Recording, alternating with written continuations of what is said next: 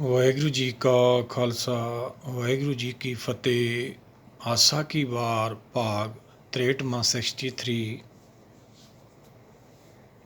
ਮਹੱਲਾ ਪਹਿਲਾ। ਨਾਨਕ ਫਿੱਕੇ ਬੋਲੀਏ ਤਨ ਮਨ ਫਿੱਕਾ ਹੋਏ, ਫਿੱਕੋ ਫਿੱਕਾ ਸਦੀਏ ਫਿੱਕੇ ਫਿੱਕੀ ਸੋਈ। ਫਿੱਕਾ ਦਰਗੇ ਛੱਟੀਏ ਮੂੰਹ ਥੁੱਕਾਂ ਫਿੱਕੇ ਪਾਏ,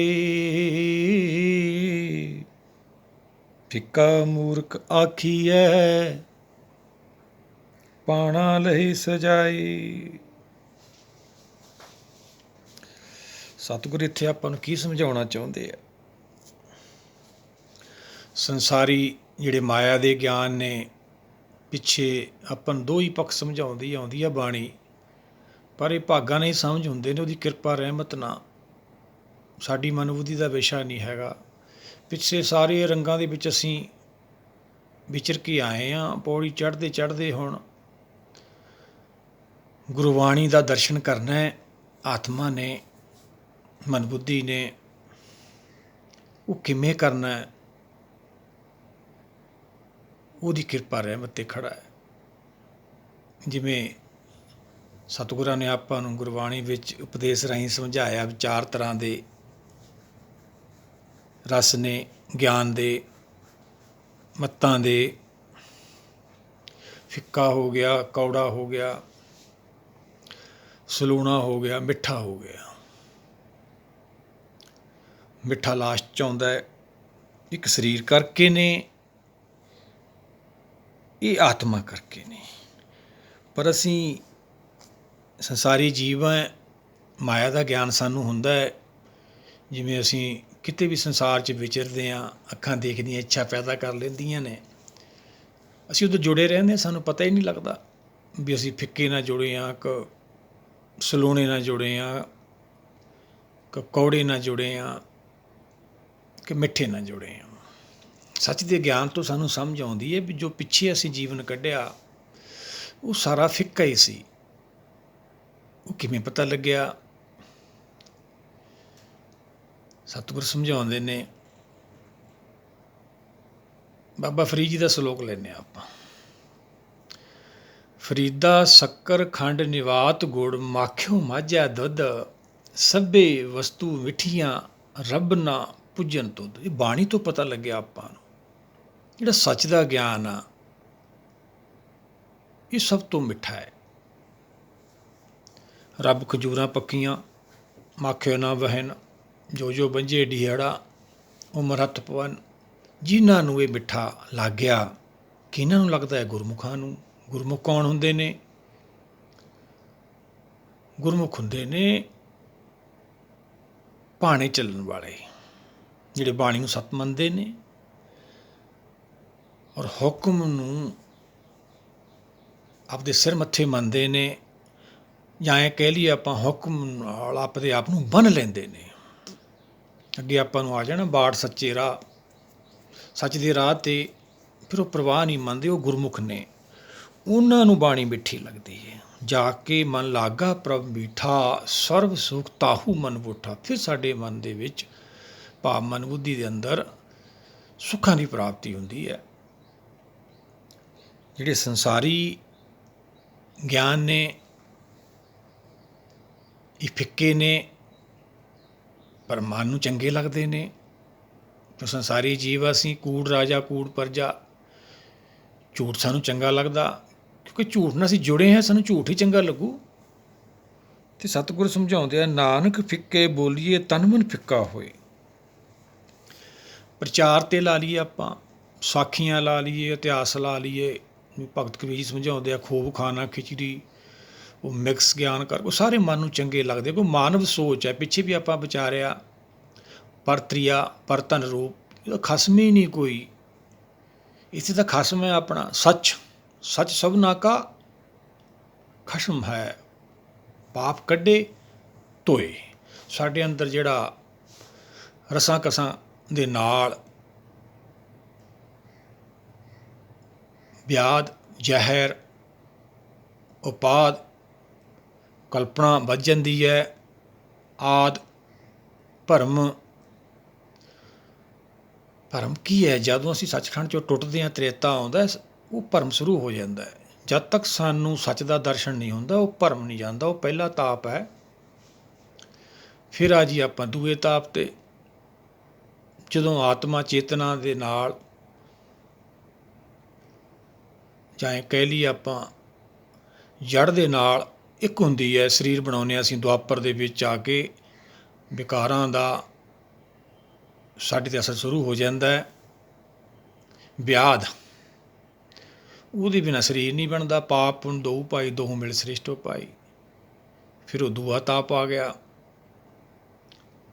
ਫਿਰ ਲਿਪ ਛੁੜਕੀ ਲੱਗੀ, ਤ੍ਰਿਸ਼ਨਾ ਮਾਇਆ ਅਮਰ ਵਰਤਾਇਆ। ਲਿਪ ਟੁੱਟ ਗਈ, ਹੁਕਮ ਟੁੱਟ ਕੇ ਬਾਹਰ ਆ ਗਿਆ, ਕਾਲਪਨਿਕ ਯੁੱਗ 'ਚ ਕਲਯੁੱਗ 'ਚ ਆ ਗਿਆ। ਫਿਰ ਉਹ ਤੀਆ। ਇਹ ਤਿੰਨ ਤਾਪ ਨੇ ਇਹਨੂੰ, ਆਦ, ਵਿਆਦ, ਉਪਾਦ। ਉਹ ਅਸੀਂ ਉਪਾਦ ਦੇ ਵਿੱਚ ਜਿੰਨੇ ਵੀ ਰਸ ਲੈਂਦੇ ਹਾਂ, ਉਹ ਸਾਨੂੰ ਸਾਰੇ ਵਧੀਆ ਲੱਗਦੇ ਨੇ। ਬਿਰਧ ਪਿਓ ਸੂਝੇ ਨਹੀਂ, ਕਾਲ ਪਹੁੰਚਿਓ ਆਣ। ਸਾਨੂੰ ਸੱਚ ਦੇ ਗਿਆਨ ਤੋਂ ਆ ਕੇ ਪਤਾ ਲੱਗਦਾ ਵੀ ਜਿਹੜੇ ਅਸੀਂ ਜੁੜੇ ਹੋਏ ਹਾਂ, ਇਹ ਤਾਂ ਸਾਰਾ ਕਾਲ ਦਾ ਤਮਾਸ਼ਾ ਵਾ। ਜਿਵੇਂ ਆਪਾਂ ਫਿੱਕੇ ਨੂੰ ਮੂੰਹ ਚੱਬਦੇ ਹਾਂ, ਕੋਈ ਚੀਜ਼ ਉਹ 'ਚ ਫਿੱਕਾ ਲਾ ਥੁੱਕ ਦਿੰਦੇ ਹਾਂ। ਕੌੜਾ ਵੀ ਆਪਾਂ ਕੌੜਾ ਦਾ ਖਾਂਦੇ ਹੀ ਨਹੀਂ ਹੈਗੇ, ਥੁੱਕ ਦਿੰਦੇ ਹਾਂ। ਇਵੇਂ ਗਿਆਨ ਦੀ ਗੱਲ ਸਤਿਗੁਰ ਸਮਝਾਉਂਦੇ ਨੇ। ਸੰਸਾਰ ਦੇ ਜਿਹੜੇ ਗਿਆਨ ਨੇ, ਸਾਕਤ ਹਰ ਸਾਧ ਨ ਜਾਣਿਆ, ਤਿਨ ਅੰਤਰ ਹਉਮੈ ਕੰਡਾਹੇ। ਉਹ ਸਾਨੂੰ ਪਤਾ ਹੀ ਨਹੀਂ ਲੱਗਦਾ ਹੰਕਾਰ ਦੇ ਵਿੱਚ। ਉਹ ਅਸੀਂ ਦੂਆਂ ਨੂੰ ਧਰਮ ਦੇ ਵਿੱਚ ਆ ਕੇ ਸਾਕਤ ਕਹਿਣ ਲੱਗ ਜਾਂਦੇ ਹਾਂ, ਜਿਹੜੇ ਉਹ ਧਰਮ ਨੂੰ ਧਾਰਨ ਨਹੀਂ ਕਰਦੇ, ਗੁਰੂ ਘਰ ਨਹੀਂ ਆਉਂਦੇ ਜਾਂ ਮੰਦਰ ਨਹੀਂ ਆਉਂਦੇ। ਸਾਨੂੰ ਹਲੇ ਧਰਮ ਦਾ ਤਾਂ ਗਿਆਨ ਹੁੰਦਾ ਹੀ ਨਹੀਂ ਹੈਗਾ, ਅਸੀਂ ਲੋਕਾਂ ਨੂੰ ਬੁਰਾ ਭਲਾ ਕਹਿਣ ਲੱਗ ਜਾਂਦੇ ਹਾਂ। ਇਹ ਸਾਰੇ ਗਿਆਨ ਦੇ ਰਸਾਂ ਬਾਰੇ ਸਤਿਗੁਰ ਸਮਝਾ ਰਹੇ ਨੇ। ਜਿਹੜਾ ਅਸੀਂ ਉਹਦਾ ਪ੍ਰਚਾਰ ਕਰਦੇ ਹਾਂ, ਉਹ 'ਤੇ ਕੋਈ ਅਸਰ ਤਾਂ ਹੁੰਦਾ ਨਹੀਂ ਕਿਸੇ 'ਤੇ। ਸਾਕਤ ਕਾ ਬੋਲਣਾ ਪਵਨ 'ਚ ਘੋਲਣ ਹਾਰ। ਜਦ ਤੱਕ ਸਾਨੂੰ ਇਹ ਤਿੰਨ ਤਾਪ ਨੇ ਜਿਹੜੇ, ਇਹ ਲੈਂਦੇ ਨਹੀਂ, ਸਾਨੂੰ ਸਮਝ ਨਹੀਂ ਆਉਂਦੀ। ਉਪਾਦ, ਉਪਾਦ ਨੂੰ ਲੈ ਲਈਏ ਆਪਾਂ। ਉਪਾਦ ਹੁੰਦਾ ਦੂਏ ਨੂੰ ਦੇਖ ਕੇ, ਦੂਏ ਦੀ ਸੰਪਤ ਨੂੰ ਦੇਖ ਕੇ, ਦੂਏ ਦੇ ਰਾਜ ਪਾਠ ਦੇਖ ਕੇ, ਦੂਏ ਦੀ ਵਡਿਆਈ ਦੇਖ ਕੇ, ਦੂਏ ਦੇ ਬੱਚਿਆਂ ਦੀ ਪੜ੍ਹਾਈ ਦੇਖ ਕੇ, ਦੂਆਂ ਦੇ ਪਰਿਵਾਰ ਨੂੰ ਦੇਖ ਕੇ ਸਾਡੇ ਅੰਦਰ ਇੱਕ ਉਪਾਦ ਜਿਹੀ ਬਣੀ ਰਹਿੰਦੀ ਹੈ, ਚਲਦੀ ਹੀ ਰਹਿੰਦੀ ਹੈ। ਉਹ ਵੀ ਇੱਕ ਰਸ ਹੈ। ਜੇ ਰਸ ਆਉਂਦਾ ਤਾਂਹੀਓ ਮਨ ਭਾਈ ਕਰਦਾ ਕਲਪਨਾ।